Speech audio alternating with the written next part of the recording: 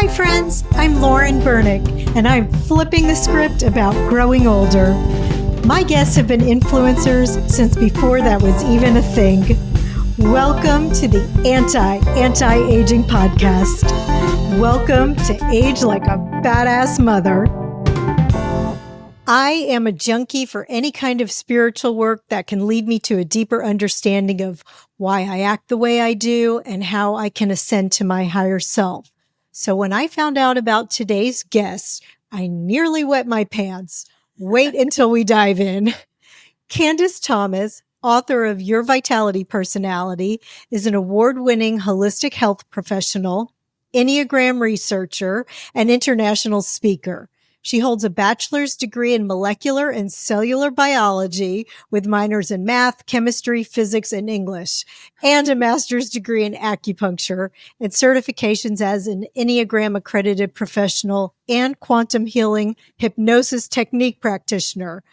Thomas has devoted her life to pursuing higher understanding of consciousness and the source of vitality. You can learn more at yourvitalitypersonality.com. Please welcome Candice Thomas.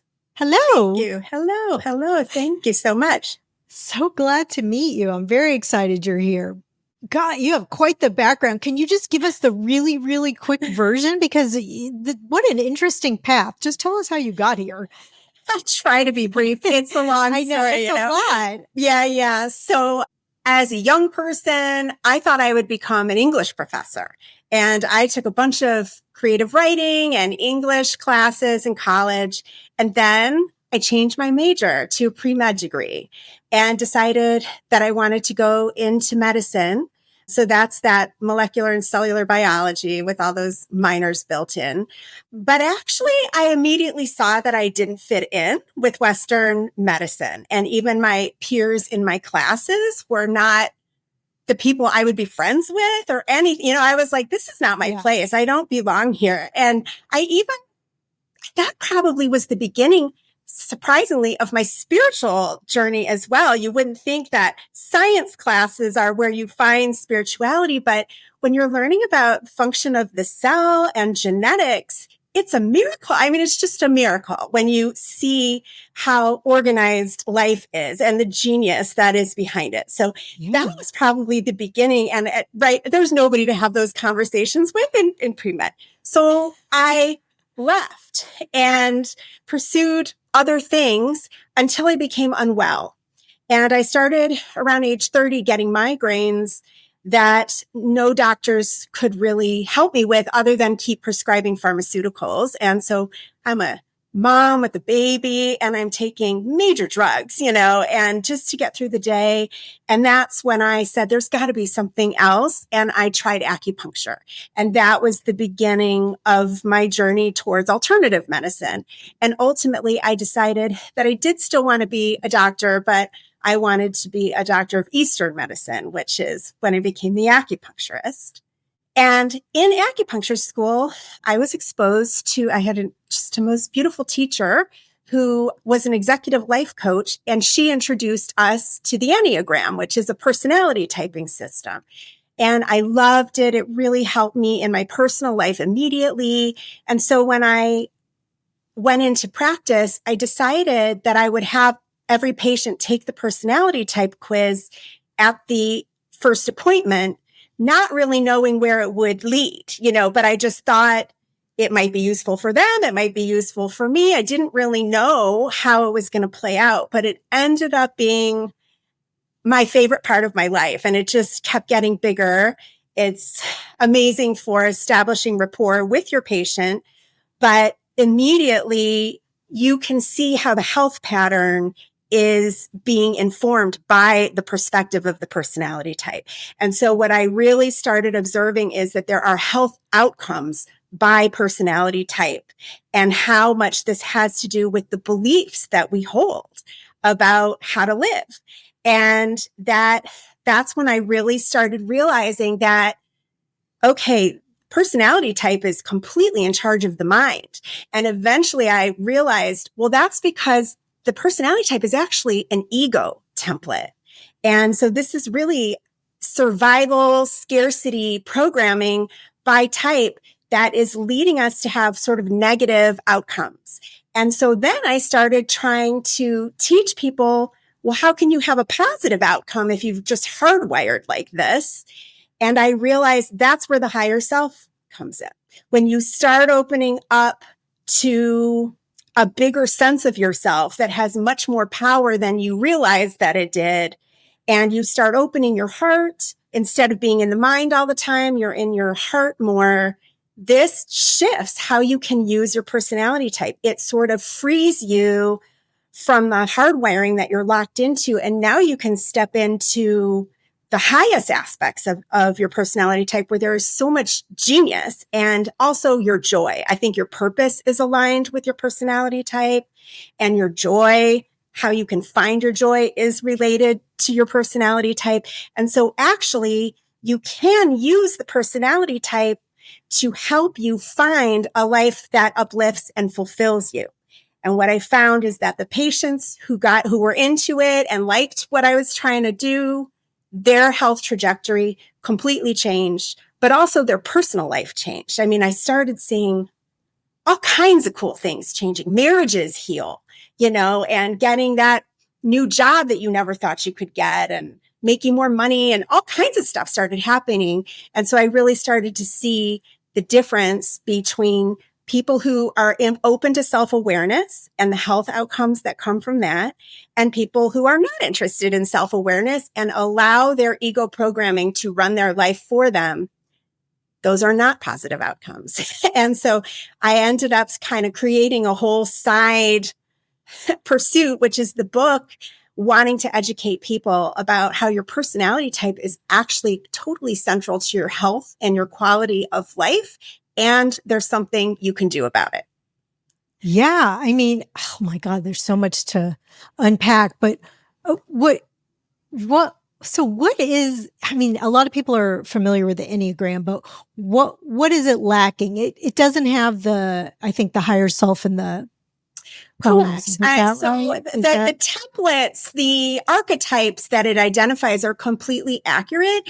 It just doesn't have that next step where it says, and here's what you do to shift it. So I found that many people would look up their personality type and say, oh yeah, that's me. I'm a bully. I'm really forceful. That's just the way it is. You're going to have to learn to deal, and it's not like actually don't want to over-identify with your personality type. You want to learn how to expand yourself out of such a slim perspective. Yeah. That's what I love about what you're doing. And so your book is Your Vitality Personality, and you have the 9 different personality types. The reason I wanted to talk to you so much is because, well, I know what I think, but we're called Age Like a Badass Mother. We're trying to age well. A lot of people are maybe reinventing themselves at this stage of life or concerned about health. How do you think this impacts aging well with identifying yourself? So what I would say is that I think the fundamental key to wellness and longevity is joyfulness, is happiness, right? And I'm not the first person to discover that, right? There's a lot of research in the science of happiness. However, it's very interesting to learn that almost none of the personality types hold happiness as the highest value. Each of the personality types have something else that they hold higher in importance than their own happiness, and they'll always choose that instead. So it's got you actually choosing away from your own best interest. And so if you can learn that this is where you're being led, but you don't have to go along with it, and you can become more present to what choices you're making, what thoughts you're thinking, knowing your personality type sort of is a shortcut to understanding what you should be looking out for within your inner programming. Yeah. Okay. Well, I know everybody wants to hear like what the personality types are. So just to reiterate, you guys, each personality type has 2 halves, what you call the primal persona. And I always say like, that's maybe your shadow work that you have to do, or your lower 100%. Ego. Totally unconscious. Yeah. Yes. You call it your ego, and that's just where you operate from. It's your baseline. And then what you aspire to, your vitality personality, your truest, your highest, best self, correct? Correct. Okay. So can you walk us through? And I did my quiz. So You did? guys, yeah, I did.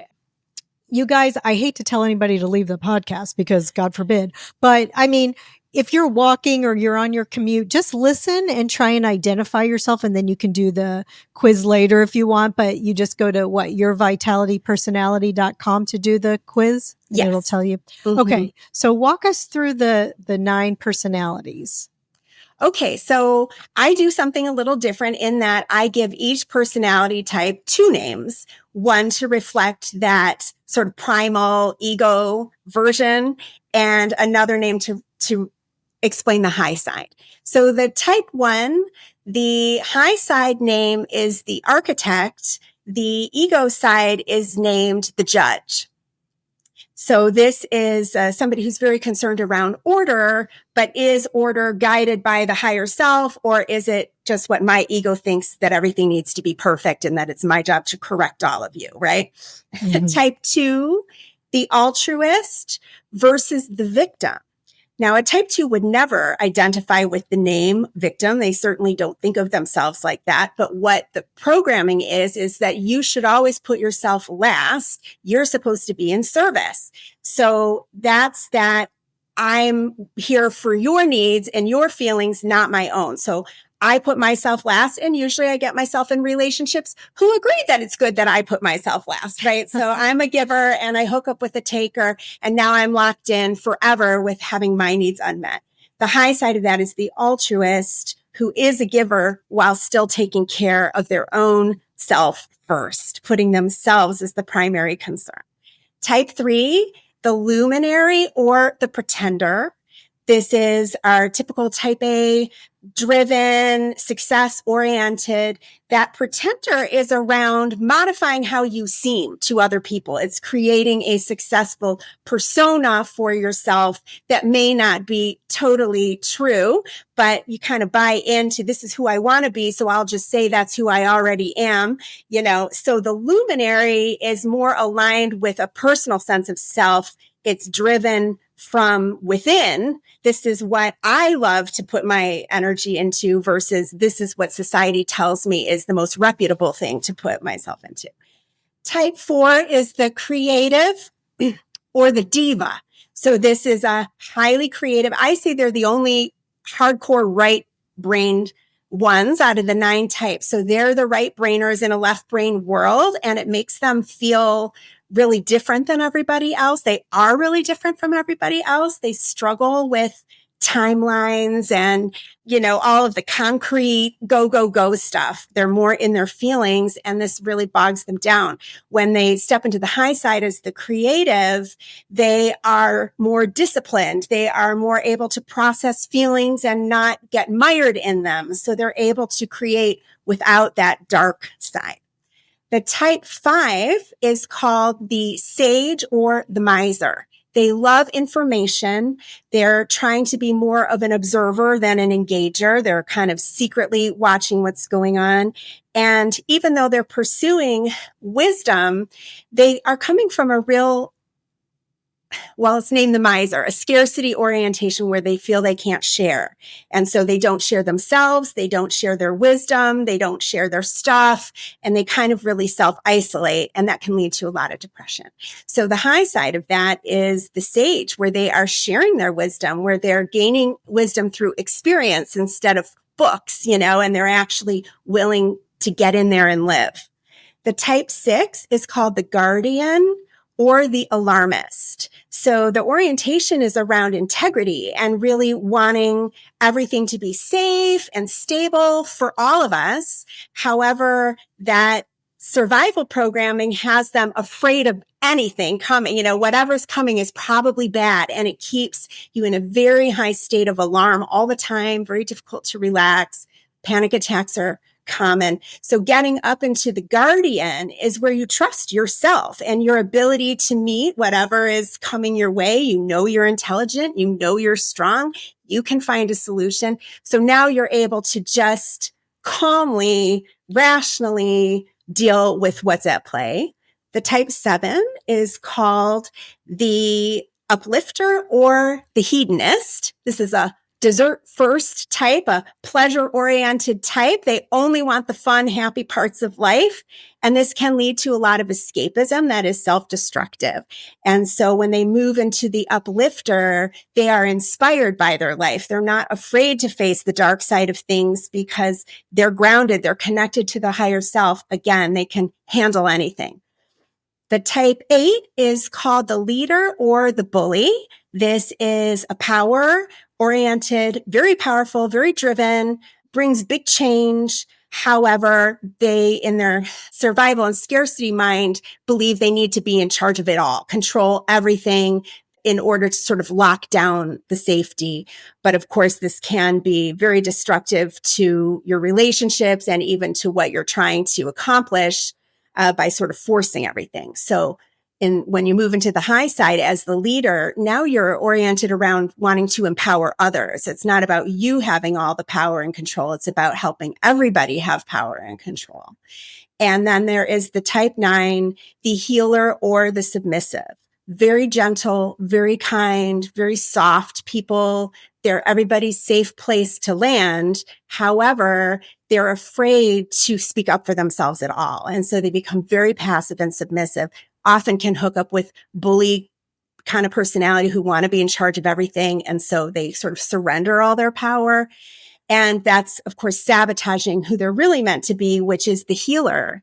And they're a healer with their presence. They don't have to have a medical degree to be a healer. It's that kindness, that safeness, that generosity of spirit that is healing to everybody around them. We're also grateful for those kind people who forgive us for being in our egos, right?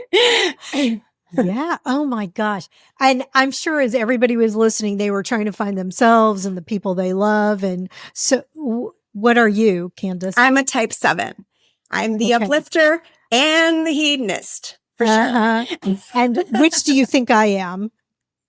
Do you have any sense? You're so smiley. I would guess a 7. Absolutely. I'm the same as you. Yeah. The 7s are the smilers. Mm-hmm. Yes. The uplifters or the hedonists. That's so okay. Well, we could be friends. We could have a lot of bad fun together or a lot of good fun. I got both kinds of friends. When I was reading, we all love to read about ourselves, don't we? And we do. That's why this is so fun because you're like, oh, this is who I am. But it is because I am the person who loves to have fun and would love to have fun above all else, even above work, but that's why I love what I do because it is fun and getting to talk to people and uplifting, How do you know if you're in your ego driven self, your primal self, or your highest self, your vitality personality? Well, that's such an important question. That's like the first question to ask is, where do I land currently? Yes. And so basically, when you are aligned with your higher self, you're basically aligned with the law of attraction. I call it the flow of the universe. So things are generally going really well for you. Your health is good. Your relationships are good. Your money is good. Everything's stable. If you feel like you're thriving, you are living as your vitality personality.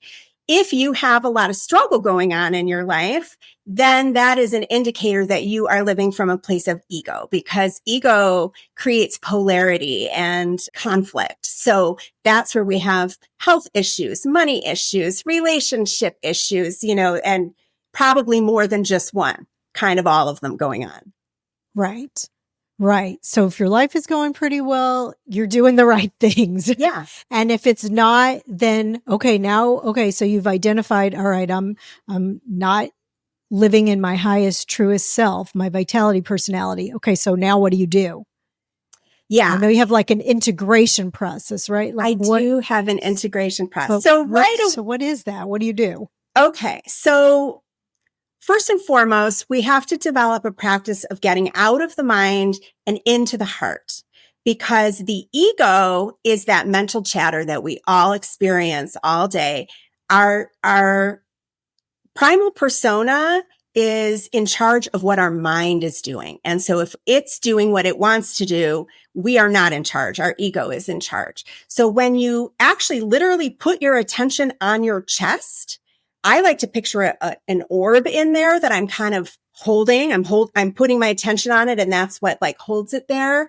Just operating from here instead of here quiets that mind entirely, and you're able to feel your feelings, which is your true guidance. So it's really connecting to the heart, connecting to the feelings, that you're opening yourself up to higher guidance.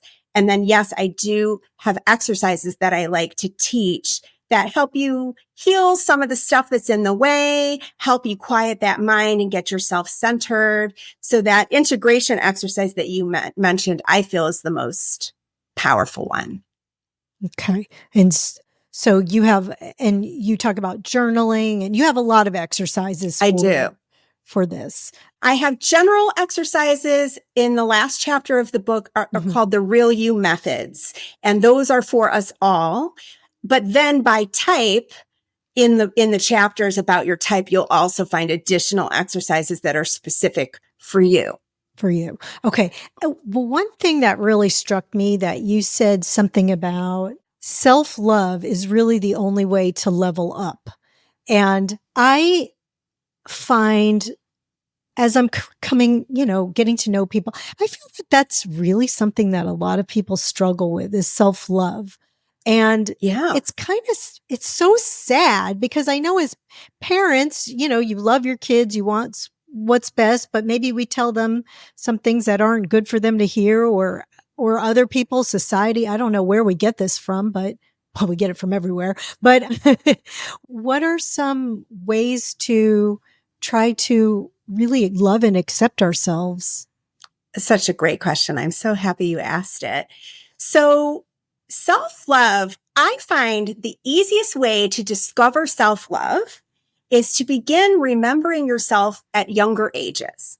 So if you were to close your eyes and say, what does 5-year-old Lauren look like? Close your eyes and call her up in your mind's eye. What's going on for her? How's she? And how do you feel towards her? Right? And you feel incredible love for your 5-year-old, yes. Right? No matter what she was going through in life, you're like, I could just smooch you all day, kiss, kiss, hug, hug. That is self-love, right? So then you could call up yourself at 11. What's going on for 11-year-old Lauren? How's she? What's going on for her then? Well, you know what? I really love that girl, no matter what is going on for her. Even if she's acting out, even if she's getting grounded, I think she's awesome. I can see now that she's misunderstood. She's maybe not been allowed to really express herself whatever are the limitations. I can now look back and say, I really love that girl, no matter what was going on for her. And so you can just keep kind of pondering that at older and older ages until you land at yourself. Right? Picture yourself laying in your bed and you're hovering above yourself, looking down on you, you're sleeping, right? And you just think about, what's she going through right now? What are all the challenges she's facing? She's really having a hard time, or somebody really hurt her feelings, or, wow, she really lost her cool yesterday and got in big trouble. Whatever. It doesn't matter if it's good or bad. You realize, I really love that girl. I just love her. It doesn't matter what she does. And that's the main thing that we're taught in our culture, is you have to earn love. You have to do stuff to become lovable. And that is not true. You just are lovable, right? Right. And we certainly know it when we think about it towards our children, right? When you're bad, I love you. When you're good, I love you. When you have pimples all over your face, I love you. Doesn't matter, right? But we're so mean to ourselves about it. And so kind of practicing, remembering that you love yourself at all the ages you can finally arrive at now and say, I really love that girl. Yeah, that is just seems like not that difficult to do. It's when you were talking about, picturing yourself at 5, of course, that smushy baby, yes, that's such a good practice. And I guess that's what we grew up with, saying, like, people would say, like, embrace your inner child, but you just kind of laid it out where I could understand it, because I was great. Like, I don't, what does that mean? Embrace your inner child. That's kind of it, right? Yeah. That is such good remembering practice. what situation was I in? Because the thing is, were wounds and traumas that happened, and she's still in it. Your 5-year-old is still in it. Your 12-year-old is still in it. So that integration piece, the next step is you think about them, you call up their face in your mind's eye, and you tell them how much you love them.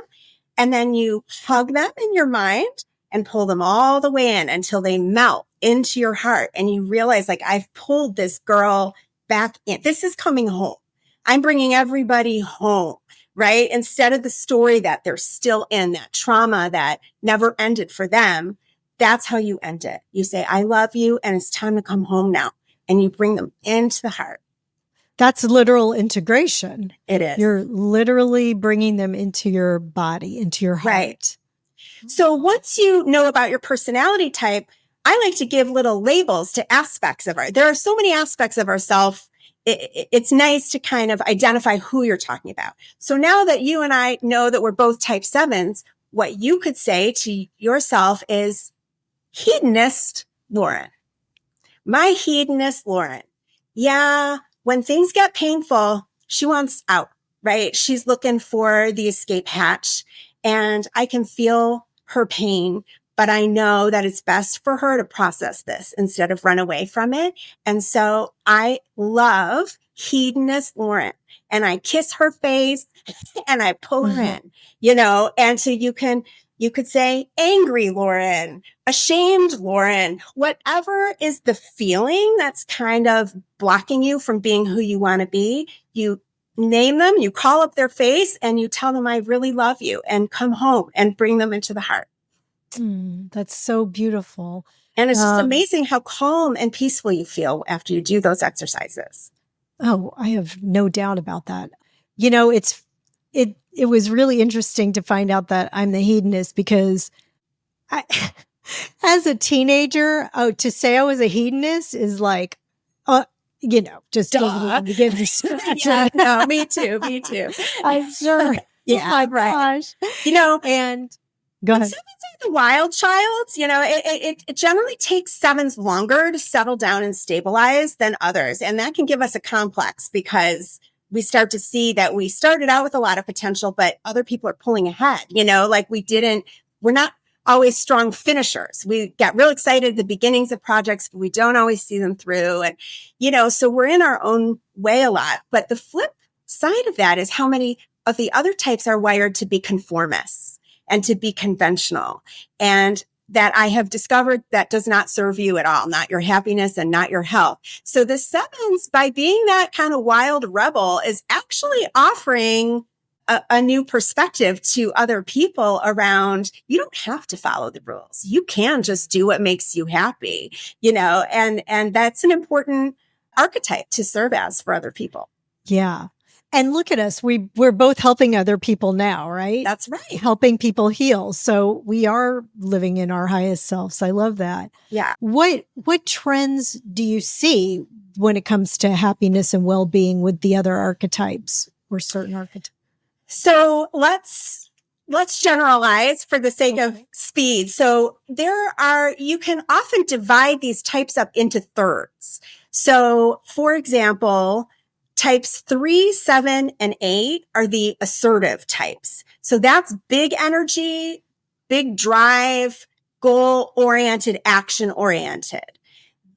Now, they tend to feel like they're happier in life than other people because they set it up the way they want. They have intention about how they want to live. And so they tend to set things up, but it's a self-serving paradigm, right? They're maybe making themselves happy at other people's expense. So that's the assertive types. So the health outcomes for assertives have to do with overdoing and not resting and not willing to be introspective, trading out self-awareness for action. And so really all of those assertive types, we're trying to get to slow down, be alone with yourself, go inward, notice yourself, reflect upon yourself, experience your feelings. All the assertives are trying to ignore all of that stuff, right? Yeah. So then there are the withdrawn types who are the opposite. These are ones who feel that they don't have enough energy. that they feel themselves as having limited energy. And so they have a strong desire to protect their energy. So these are not really joiners. They're more those introverts who like to be alone with themselves and in their mind. They perceive themselves as perhaps more frail than other people and that they need to attend to their private needs more. So this group is more about action and Wait, engagement. which numbers were these? Oh, those are the withdrawn types are 4, 5, and 9. Okay, 4, 5, and 9. Mm-hmm, mm-hmm. Okay. And so what health things do they have? So while they vary a lot between those 3 types because of their relationships to their feelings, but basically it's always our relationships to feelings that are sabotaging. It's the unwillingness to feel your feelings. Only the type 4, I have to say, they go too far the other direction. They over-identify with the feelings. Yes. They can't really get out of the feelings, right? So, yes.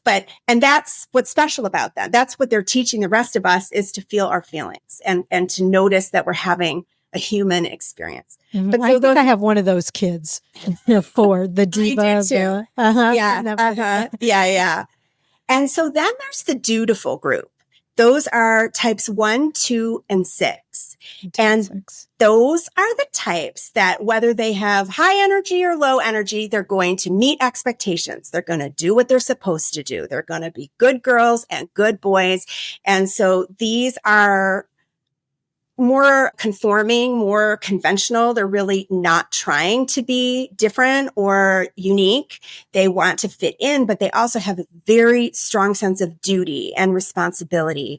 And what I find is that this is actually the unhappiest group, our 1s, 2s, and 6s. That commitment to meeting other people's expectations, to meeting society's expectations, equals personal unhappiness in general. Mm-hmm. And so it's a tough sell to that group to start putting themselves first and to question the rules that they're being handed and discern if that works for them or not. You know, it's a totally different way of thinking than they're used to. And do they have a certain risk of health problems that are? I see a lot of, well, again, it varies. I see a lot of physical pain. Lot bottling up, right? They're internalizing. Yes. So where things are stuck in your life because you've locked yourself in, that turns into stuckness in the body. So type 1s, I see a lot of jaw, shoulder tension, but type 2s, I see a lot of sciatica, and type 6s have a lot of digestive stuff going on. Interesting. Yeah. I mean, I recognize, as you're going through all these things, I recognize that in people I know. I guess that's another way to use this. So, you know, in love relationships and business relationships, if you could kind of suss it out, it sort of helps you to deal with people, right? It does. And you forgive people for being who they are. You know, once you know the types, it's pretty easy to start guessing people's types. You can never know for sure because it's those inner motivators that they feel that they would know for sure. But you can guess just by the behavior. And now you can stop taking it personally. You can go, oh, that's just a type 1 trying to, you know, assess if this is good or bad or right or wrong, or that's just a type 8 trying to seize control, you know, and it's like, I don't need to take any of this personally. So it allows you to let other people be who they are without judging them. Mm-hmm. It's how much of this is like nature versus nurture, do you think?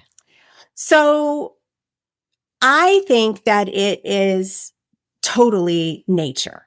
But we have we don't have the science to back that up yet. They've not been testing, you know, they've not been testing genes by personality type, but I think they're in there somewhere. I think, well, and so my background is a QHHT practitioner. That's quantum healing hypnosis. So that's really unusual past life regression hypnosis and channeling your higher self. And when you start to have insights from this, you understand that you choose your parents, you choose where you're going to be born, you choose what race you're going to be, you choose if you're going to be, gay or straight or whatever. We've chosen all of it. And I believe we also choose the personality type because the personality type has specific assets built in that will help us deliver our purpose. So we come in with a purpose every time. And that personality type, the orientation is helping us serve that purpose. So I believe we selected on purpose. But then of course we're growing up in the culture of our parents, right? So we get an overlay on top of who we are is the culture in the home. And then of course there's the culture in the country. The United States is a type 3 culture. So we have adopted type 3 values. The luminary, the pretender. Yeah. Okay. Right? Credit card debt, right? Looking fancy, but maybe you can't afford it. It's all about looking like the big shot, but not actually having done the work or, now not all threes are wired that way. I have to say some threes want to just beat their own personal best, but most type threes are trying to look like the winner, even if that's a fake it till you make it, thing to do. And that's our culture. So we're all taught to be that way. Yeah. I was just interested to hear your take on it, but I was thinking, yeah, it's all nature also. I mean, because, I have 3 kids and they're grown now and I can see they are who they have been since the day they came out. Absolutely. Period. That's what I say is how could you even wonder? Like they're so specific to them from birth, Day one. I mean, you don't know it at the time, but that's what I tell all new parents. I'm like, pay attention. They're telling you exactly who they are, whether they're crying all the time and freaking out or they're just, I had one that came out and just looked at everybody and took it all in. And I think she's the healer submissive and she's a therapist, I'm not sure if that's her thing, but she's definitely a healer and she's like in her higher self and she has a lovely partner who doesn't want her to be submissive. So, I mean, I think she's got it all, going on. Great. But she had it figured out since day one. That's my same baby that in the grocery cart, she was like 3 years old and she looked at me one day and she goes, "Mommy, all the other mommies have a piece of paper. They look at their piece of paper and they take something off the shelf. You don't have any paper. And that's why we have to come to the store every day." I was like, "You little so-and-so." Well, she called out your sevenness, didn't she? Because sevens are like, it'll be fine. It's fine. It's fine. Come back tomorrow. I'll wing it and whatever. It'll be fine. She was not having it. But that's the same one that came out and stared at all of us. I mean, but all 3 of my kids have been who they are since day one. And I was young when I had them and I wish I had knew more to just get out of the way and just let them be and instead of trying to like steer them so much because that was a mistake. But we talk about it now, but what can you do? I can tell you my girls were 5 and 6 when I was first introduced to the Enneagram. You're a part 2. I know you're a part 2. The hedonist. One's biological and one is marriage, but they're my girls. Okay. And so I really got a cool opportunity to guess at their personality types when they were young. And that really helped. That really, really helped. And I should mention, so there's something in the Enneagram called a wing. You'll hear it often. And that means it's a blend between your type and one of the types on either side of your number. So as a type 7, you might have a type 6 wing or a type 8 wing. You could have both, but basically we're just not that tidy where we just fit into one little category, right? Sure. So they're blends. So my 2 girls are a type 4 with a 5 wing and a type 5 with a 4 wing. So I had 2 introverts, both quiet, sensitive, but with different needs. And just not too long ago, my older one said to me, "When I have kids, I'm going to raise them how you raised us. Like, I feel like you really get us and you knew how to get us what we needed. And, you parent very differently." It's so sweet.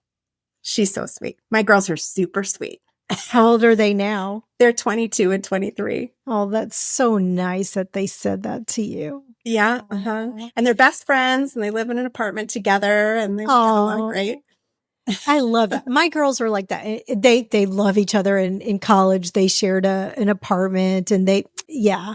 And then I have a younger one, and they're all good friends, and they're all so sweet. But yeah, like I said, just been now. I want to talk to you since you're trained in, what is it called? Quantum healing hypnosis technique. So past life regression. Is that what that is? It's plus. Okay. Past life plus. Yeah. Okay. You also channel the higher self. Okay. Many years ago, I read Many Lives, Many Masters, and that was like one of my favorite books I need to reread that with Brian Weiss, right? Yeah. And so do you feel like we reincarnate with the same group of people? Is that part 100%. Of that? Or? Oh, yeah. And I'm discovering that it's a much bigger posse than I originally thought. I had read many years ago the book Journey of Souls, which is another book about reincarnation. And he really identifies your soul group, and that there's this cluster of about 20 souls or so that you are constantly reincarnating with. But then he says there's sort of, if that's the bullseye, there's outer rings of people who also. And what was so interesting is I was an acupuncturist for many years, and then I discovered QHHT, and I decided I wanted to learn about it. So in the beginning, you start offering free treatments to people you know. So I started giving them to all my acupuncture patients. I would offer them I was in all of their past lives. They all told me that I was in their past lives with them. And that's when I realized, wow, like we know so your coworkers and, people at your gym or whatever, like it's actually a way bigger group of soul friends than I knew.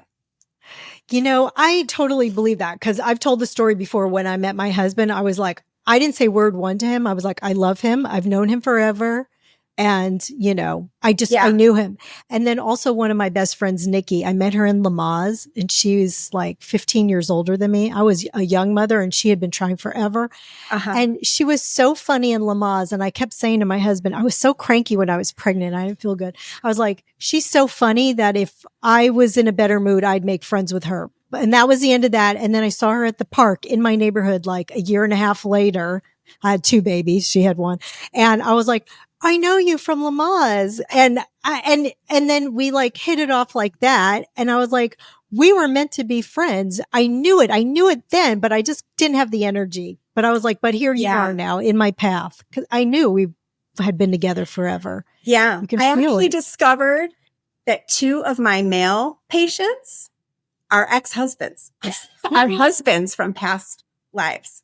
Oh, so I mean, we keep all our people. I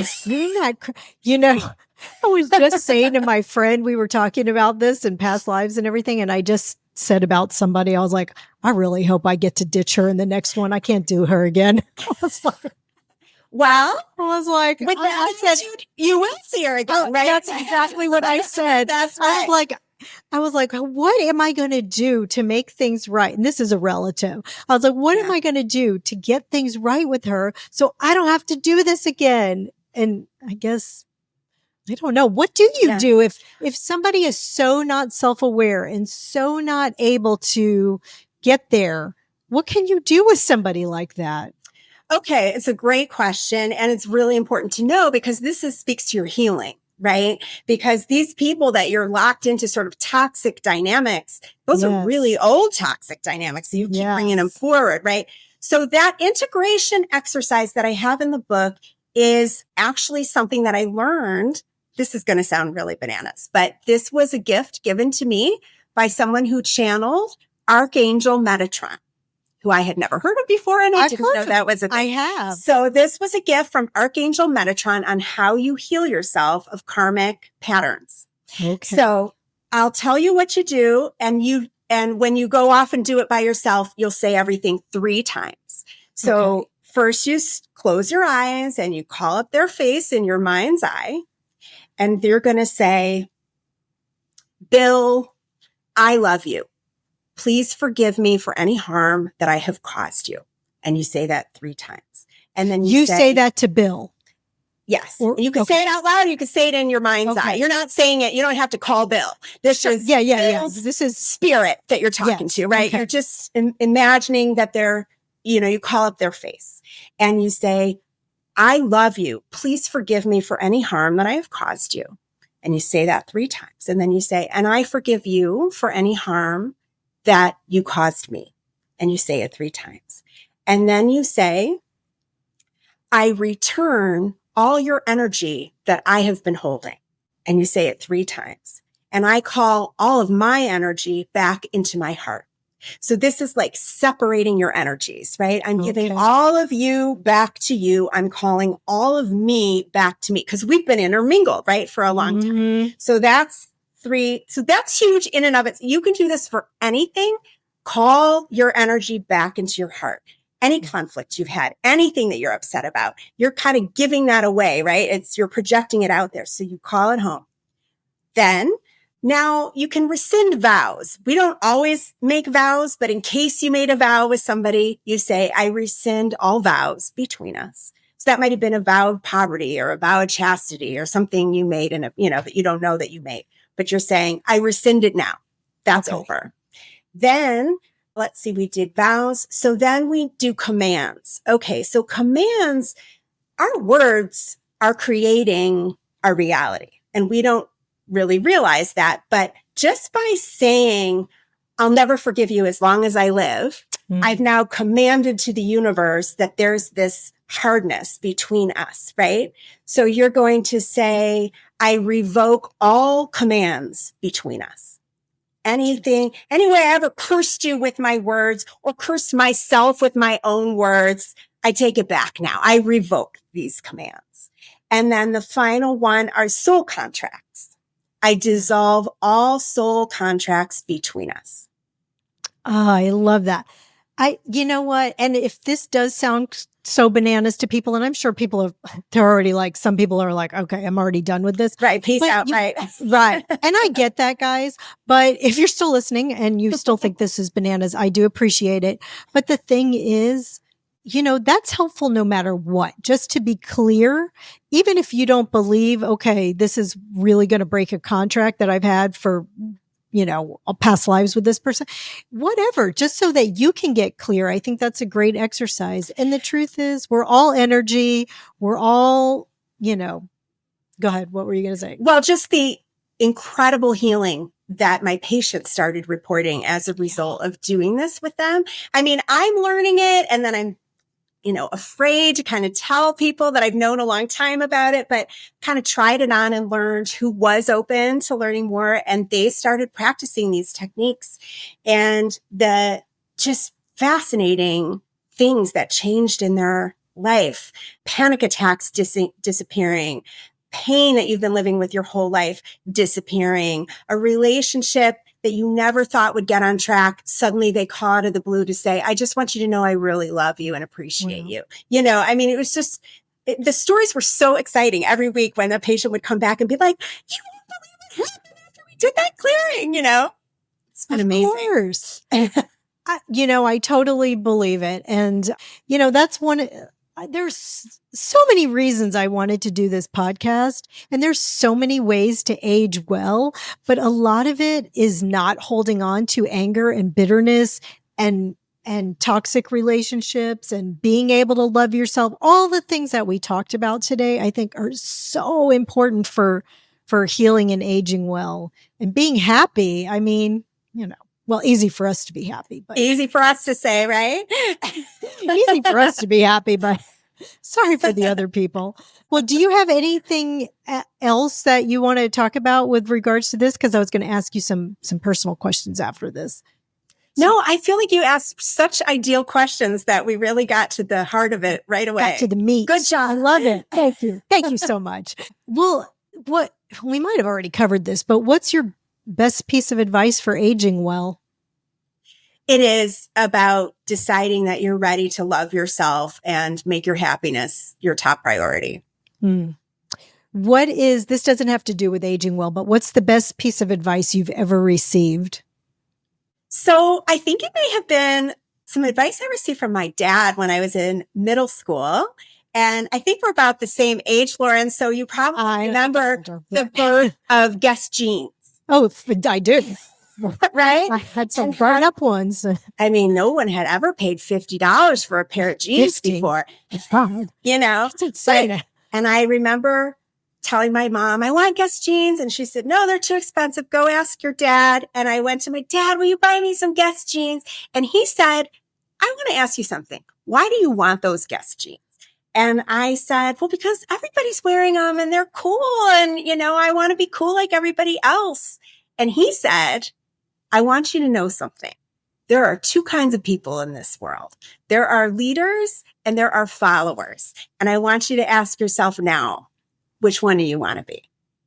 And I don't know that I cared about being a leader, but I definitely knew I didn't want to be a follower. That's so good. Did you get those jeans? I bought them for myself. I saved up my babysitting money, right? And bought them myself. She is a leader with her own Guess jeans. I get it. How can I ask how old you are? I'm 52. You're 52. Mm-hmm. I just turned 56 the other day. And talk about a hedonist thing. I had a slumber party with my high school friends. I had everybody because I live in Austin and I have a group of friends who moved to Austin that came to UT and never left. And then I still have a group of friends in Houston where we all grew up. Guys and girls. Luckily, my husband's been around since the birth of knowing all these people. And you want to talk about a hedonistic slumber party. I was like, oh God, I hope my neighbors are still going to talk to me after this, swimming at 3 a.m. And yeah. So, I mean, I'm not saying we got like obliterated or anything, but I mean, we were laughing and dancing and having the time of our life all weekend. And I highly recommend that. So yeah, I turned 56 over the weekend and had this big ass slumber party with all my friends. And it was happy birthday. That's an awesome way to celebrate. It was so much fun. You really feel like a teenager again when you're with all those people that you were and you can see how you were delivering your highest purpose as the uplifter, right? Because you brought all of those people together who wouldn't have come together if it hadn't been you saying, let's have a great time, you know? And so that was healing for everybody. It was so much fun. Everybody was like, man, I needed this.